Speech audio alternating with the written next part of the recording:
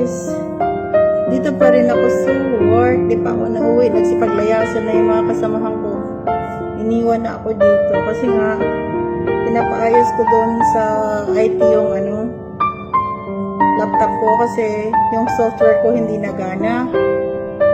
So, kanina pa kasi ako tumawag sa IT. Sabi ko ayusin mo. Eh, ngayon lang siya nag-call back kung kailan mag-aalas 6 na. So, ito, tambay-tambay. Ang lola nyo. Yan, nire-restart ko yung laptop.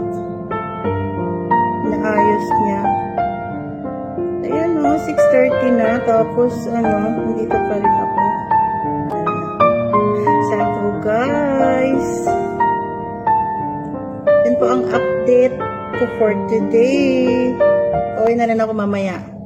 Ingat po tayong lahat. God bless everyone. Salamat sa panonood. Babush.